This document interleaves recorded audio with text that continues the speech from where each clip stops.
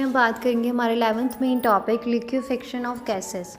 तो इसमें ये बताया गया कि लिक्विफेक्शन ऑफ गैसेस एक प्रोसेस है जिसमें हम सब्सटेंस को एक सब्सटेंस जो है converting a substance from its gases state to liquid, gases state से लिक्विड स्टेट में कन्वर्ट करते हैं सब्सटेंस को।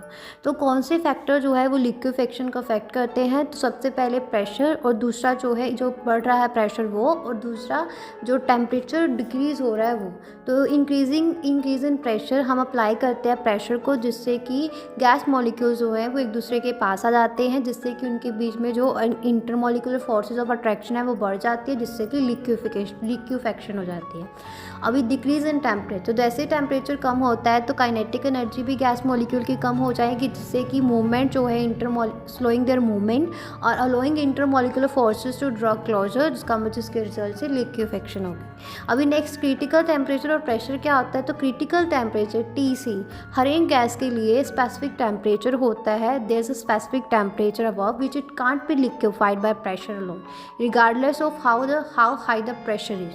क्रिटिकल प्रेशर जो है वो PC से डिनोट करते हैं। मिनिमम प्रेशर है जो चाहिए होता है लिक्विफाई करने के लिए 1 मोल ऑफ गैस को as its a critical temperature, उसको हम क्रिटिकल प्रेशर बोलते हैं। क्रिटिकल पॉइंट वो पॉइंट है जहाँ पे लिक्विड और वेपर फेज जो है वो इनस्टिंग्विशेबल हो जाते हैं, और उसको हम क्रिटिकल पॉइंट बोलते हैं, characterized by critical temperature and critical pressure. और लिक्विफिकेशन बिलो TC है, गैस जो है वो liquefied below its critical temperature by applying pressure.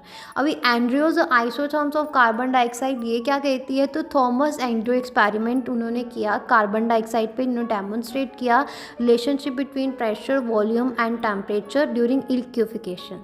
तो आइसोथर्म्स जो है मतलब curves at a constant temperature, ये बताती है कि टेम्परेचर जो क्रिटिकल टेम्परेचर से नीचे होता है there is a distinct horizontal segment जहाँ पे लिक्विड और गैसेस फेज जो है को एग्जिस्ट करते हैं इक्विलिब्रियम में। और जैसे टेम्परेचर जो है क्रिटिकल टेम्परेचर पे पहुँचता है तो ये हॉरिजॉन्टल सेगमेंट जो है छोटे हो जाते हैं until it merge into a single point, the critical point.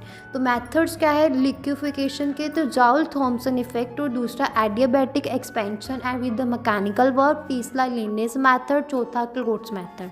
तो सबसे पहले जॉल थॉम्सन इफेक्ट। तो जब when a compressed gas expands adiabatically through a porous plug or a narrow orifice, तो ये टेम्परेचर ड्रॉप होगा काम करने की वजह से in overcoming intermolecular forces of attraction during the expansion. This cooling effect is crucially in liquefying gases. Adiabatic expansion with the mechanical work, जब gas expand करती है एडियाबैटिकली एक्सटर्नल प्रेशर के अगेंस्ट, तो ये जो है मैकेनिकल वर्क को perform करता है, जिससे काइनेटिक एनर्जी लॉस होगी और एक्सपीरियंसिंग अ टेम्परेचर ड्रॉप।